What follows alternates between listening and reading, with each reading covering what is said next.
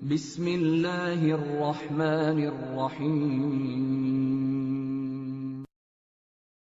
الحمدللہ وکفا وسلام علی عبادہ الذین اصطفى اما بعد فاعوذ باللہ من الشیطان الرجیم بسم اللہ الرحمن الرحیم یا ایھا الذین آمنوا اتقوا اللہ وذروا ما بقی من الربا ان کنتم مؤمنین فإن لم تفعلوا فاذنوا بحرب من اللہ ورسولہ وقال اللہ تعالی یمحق اللہ الربا ویربی الصدقات. صدق اللہ العظیم. محترم بزرگوں دوستوں، مال اللہ تعالیٰ کی طرف سے دی ہوئی وہ نعمت ہے جس کے ذریعے سے انسان اپنی دنیاوی زندگی کی ضرورتوں کو پورا کرتا ہے.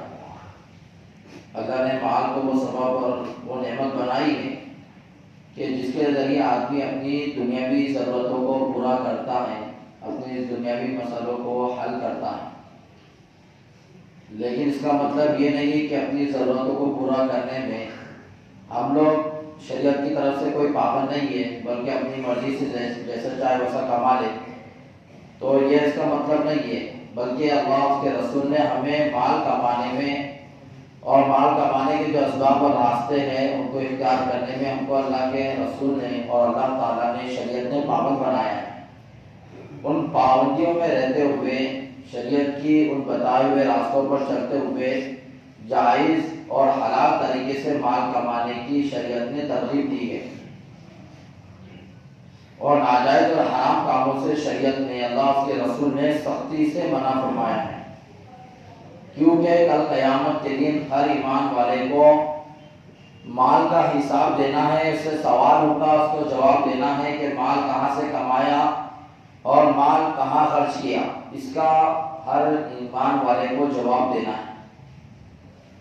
اللہ کے رسول صلی اللہ علیہ وسلم نے اس مال کو فتنہ بتایا اور اس کو دھوکے کا سامان بھی بتایا، اور اس مال کے تعلق سے اللہ کا فرمان ہے کہ یہ تو دنیاوی زینت کی یہ چیزیں ہیں. المال والبنون زینت الحیات دنیا، دنیاوی زندگی کی زیب و زینت ہے، وقتی فائدے کی چیزیں ہیں، ہمیشہ کی کام آنے والی چیزیں نہیں ہے، اور ہمیشہ کی رونق نہیں ہے، بلکہ اس دنیا کے حد تک یہ چیزیں زینت کی ہیں. مال کے ذریعے سے آدمی زیب و زینت اختیار کرتا ہے، کبھی اولاد کے ذریعے سے. تو یہ صرف دنیا کے حد تک ہے.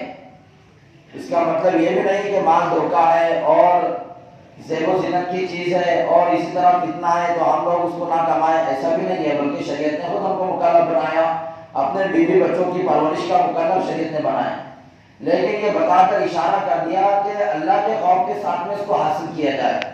روزی روٹی کمانے میں اور دھندا پانی کرنے میں آدمی اللہ کے خوف کے ساتھ میں یہ کام انجام دے، آخرت کو اپنے سامنے رکھ کر یہ کام انجام دے. کیونکہ اگر آخرت سامنے ہوگی، اللہ کا خوف ہوگا، آدمی کمانے میں اور کاروبار کرنے میں جائز کو اور ناجائز کو پرکھے گا، سمجھے گا. جو جائز ہے اس کو حاصل کرے گا، جو ناجائز ہے اس کو چھوڑ دے گا، چاہے کتنا ہی نفع اس کو نظر آئے.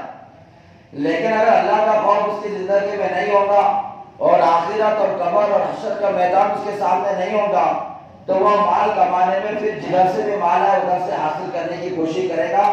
حلال حرام کی تمیز نہیں کرے گا، مشتبہ اور حرام کو نہیں دیکھے گا، بلکہ جدھر سے بھی مال آتا نظر آئے ادھر سے حاصل کرنے کی پوری کوشش کرے گا. حالانکہ اللہ کے رسول صلی اللہ علیہ وسلم نے مشتبہ مال سے ہم کو بچنے کی ترغیب دی ہے، حکم دیا اللہ کے رسول نے. اور اللہ کے رسول صلی اللہ علیہ وسلم نے فرمایا، مسلم شریف کی روایت ہے کہ جس کا پیٹ میں ایک لقمہ بھی حرام پر چلے جائے، اس کی نماز، عبادت اور اس کی دعا تک قبول نہیں ہوتی. اور ترمذی شریف کے اندر اللہ کے رسول نے فرمایا کہ جو جسم کی پرورش حرام مال سے ہو، وہ اس بات کا زیادہ مستحق ہے کہ جہنم میں ہو جائے. اس کا جسم، اس کے بچوں کا جسم جہنم میں جلے، وہ اس بات کا زیادہ مستحق ہے. جو حرام مال کما رہا وہ اپنے اور اپنے معصوم بچوں کے پیٹ میں جہنم کے انگارے ڈال رہا، جس کا دل چاہے جتنا ڈال لے. آدمی حرام مال کماتا ہے بیوی بچوں کو خوش کرنے کے لیے، اچھے اچھے کھانے کھلانے کے لیے، اچھی چیزیں گھر میں لانے کے لیے، اچھا گھر بنانے کے لیے ناجائز طریقے اختیار کرتا ہے آدمی. لیکن سوچنے کی بات ہے جن کے خاطر یہ چیزیں کر رہا انہیں کو وہ برباد کر رہا ہے. حلال چیزوں کا اثر ہوتا ہے اور حرام چیزوں کا بھی اثر ہوتا ہے۔ حلال کھانے سے حلال کام سوچتے ہیں، دلوں میں ارادہ، دل کے اندر ارادہ آتا ہے حلال کھانے سے حلال چیزوں کا دلوں میں ارادہ آتا ہے، اور حرام کھانے سے دل میں گندی باتیں آتی ہے، ناجائز کام دل کے اندر سوچتے ہیں، دماغ کے اندر سوچتے ہیں، اور آدمی حرام کھانے کی وجہ سے نیکی نہیں کر پاتا، نیکی کی توفیق نہیں ہو پاتی اس کو۔ اتنی خطرناک چیز ہے یہ حرام کمائی، اور اس میں بھی سب سے خطرناک چیز حرام کمائی میں سود کا کاروبار ہے۔ بڑے بڑے گناہوں میں علماء نے اس کو شمار کیا، اور آج یہ معاشرے کے اندر تیزی سے یہ بڑا گناہ داخل ہوتا جا رہا ہے، سودی کاروبار۔ سود کا لین دین امت میں اب عام ہوتا جا رہا ہے، جبکہ اللہ کے رسول نے فرمایا کہ میں سود کو مٹانے کے لیے آیا ہوں، اور میں آج حجۃ الوداع کے موقع پر عرفات کے میدان میں اعلان کر رہا ہوں کہ میرے چچا عباس کا سود میں معاف کرتا، آج کے بعد کوئی سودی کاروبار نہیں کرے گا، کیونکہ اس کے بڑے خطرناک اثرات ہیں سودی کاروبار کے۔ بڑی بڑی فیملیاں اس میں تباہ برباد ہوئی، بڑے خاندان اس میں لوٹ گئے، حتیٰ کہ عورتوں کی عزتیں، ان کی عصمتیں وہ داؤ پر لگ گئی، لوٹ لی گئی ان کی عزتیں جب سودی کاروبار چلا۔ تو اللہ کے رسول صلی اللہ علیہ وسلم اللہ تعالیٰ کا فرمان پڑھا کہ یمحق اللہ الربا، کہ اللہ تعالیٰ سود کو مٹاتے ہیں۔ اب جس کا تعلق سود سے ہے اللہ اس کو بھی مٹاتے ہیں، اللہ سود کو مٹاتے ہیں۔ اب جو سودی کاروبار میں لگے اللہ اس کے کاروبار کو بھی مٹا دیتے ہیں، اس کے نسلوں کو اس کے کاروبار سے فائدہ نہیں پہنچ پاتا، اس کو نقصان پہنچے نہیں پہنچے، آخرت میں تو پہنچے گا، لیکن اس کے نسلوں کو نقصان برابر پہنچتا ہے اگر وہ سودی کاروبار کے ذریعے سے آگے بڑھتا ہے۔ تو سود کے لین دین سے بڑے بڑے ملک آج تباہی کے دروازے پہ کھڑے ہوئے ہیں، حتیٰ کہ امریکہ جیسا ملک، سپر پاور کہلانے جانے والا ملک، اس کی کارگزاری ابھی کی آئی علماء کرام نے لکھا ہے کہ 40,000 لوگوں کو ایک دن کے اندر اس نے بے روزگار کر دیا، اپنے ملک سے نوکری سے نکال دیا کہ ہمارے پاس تمہارے کو دینے کے لیے پیمنٹ اور تنخواہ نہیں۔ سودی کاروبار میں ایک نمبر پہ وہی ہے۔ یہاں تک بتا رہے ہیں کہ بڑی بڑی بلڈنگیں جو تھی امریکہ کے اندر، جو کرائے پر لی گئی تھی سرکار نے، حکومت نے، وہ بلڈنگوں کو خالی کرا دیے اور کہا کہ ہمارے پاس دینے کے لیے، کرایہ دینے کے لیے پیسے نہیں ہے۔ لوگوں کو کہا کہ لیپ ٹاپ وغیرہ لے کر، کمپیوٹر لے کر اپنے گھروں سے کاروبار کرو، یہ بلڈنگ میں رہ کر نہیں کرنے کا، آپ کو دینے کے لیے، تنخواہ دینے کے لیے پیسے نہیں۔ یہ امریکہ کی کارگزاری کیوں؟ سودی کاروبار میں ایک نمبر پہ وہی چڑھا تھا، آج تباہ و بربادی کے دہانے پر وہ کھڑا ہوا ہے۔ تو جس ملک کے اندر، جس قوم کے اندر یہ لین دین کا معاملہ اس طرح چلتا ہے، وہ ملک اور وہ قومیں تباہ و برباد ہو جاتی ہیں۔ اللہ کے رسول صلی اللہ علیہ وسلم کا فرمان ہے کہ ایک درہم بھی اگر کوئی سود کا معلوم ہے اس کو پھر بھی کھا رہا، ایک درہم بھی سود کا اگر کوئی کھا رہا اور اس کو معلوم ہے کہ سود کا ہے، تو وہ 36 مرتبہ زنا کرنے کے برابر ہے، 36 مرتبہ زنا کرنے کے برابر۔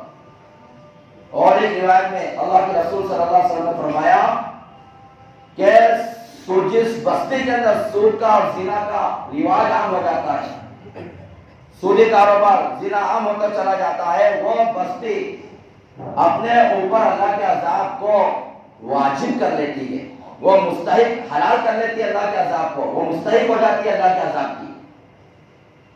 اور ایک روایت کے اندر اللہ کے رسول صلی اللہ علیہ وسلم کا فرمان ہے کہ 4 قسم کے لوگ ایسے ہیں کہ کل قیامت کے دن اللہ تعالیٰ ان کو جنت میں داخل نہیں کرے گا، اور نہ جنت کے نعمتوں کا مزہ اللہ تعالیٰ ان کو چکھائیں گے۔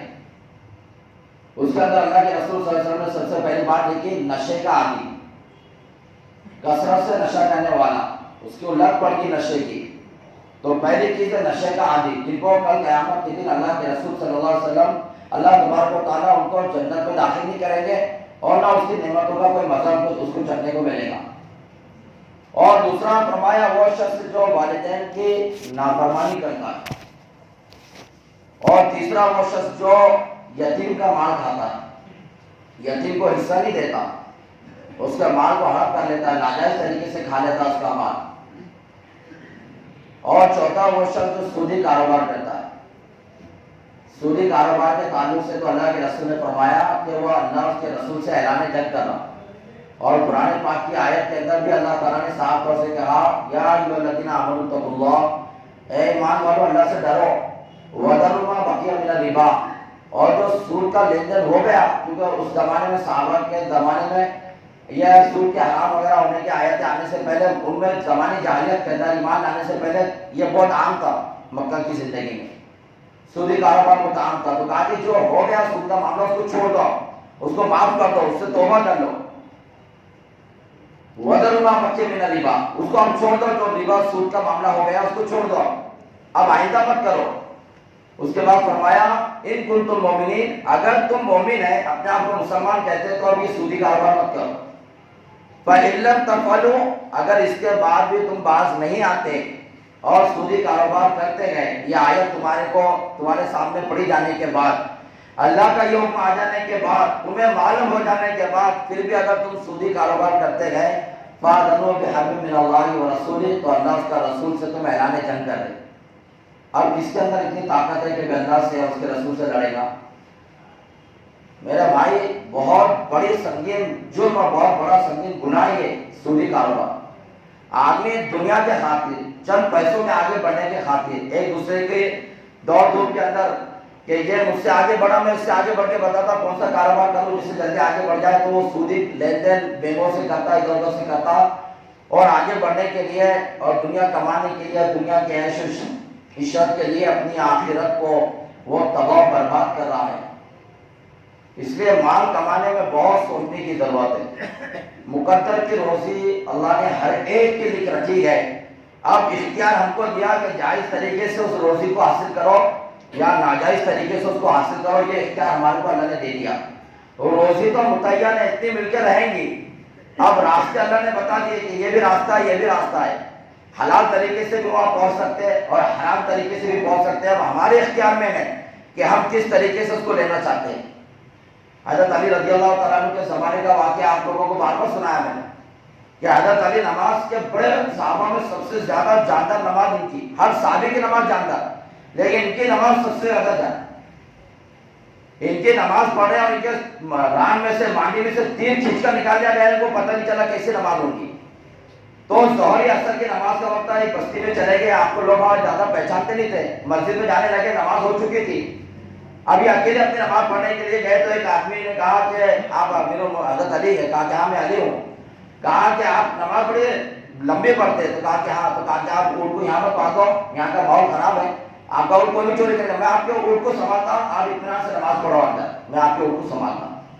حضرت علی بہت خوش ہو گئے اور اونٹ اس کے ہاتھ میں دے دیا اور آپ نماز کے لیے چلے گئے.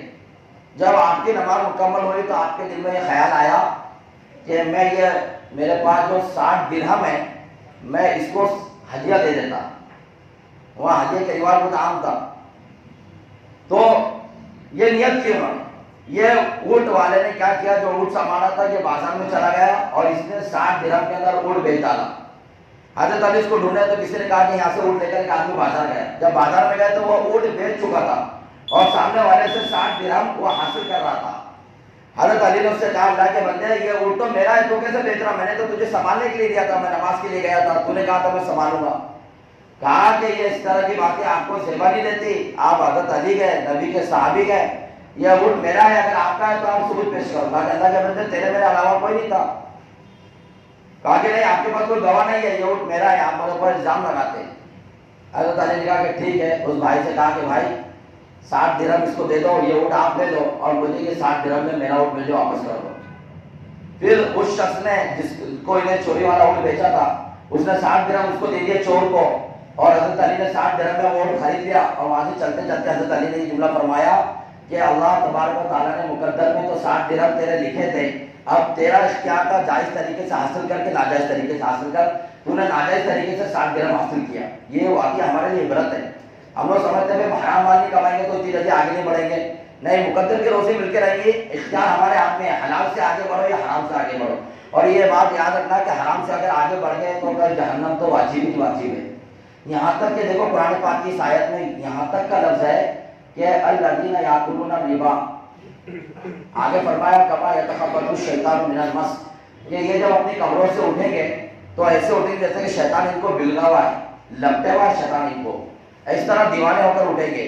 اور آگے اللہ تبارک و تعالیٰ سے فرمایا کہ جو سود کا معاملہ ہو گیا اس کا معاملہ اللہ کے حوالے کا، توبہ کرے گا وہ کرے گا اللہ اسے معاف کر دیں گے.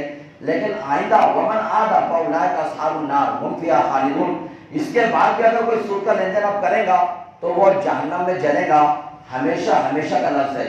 اس کی تعبیر علماء کرام نے یہ کی ہے، یعنی وہ بہت دیر تک، کئی مدتوں تک جہنم میں رہے گا، ایمان والے کے بعد تعلق سے کئی مدتوں تک جہنم میں جلنا ہے اس کو۔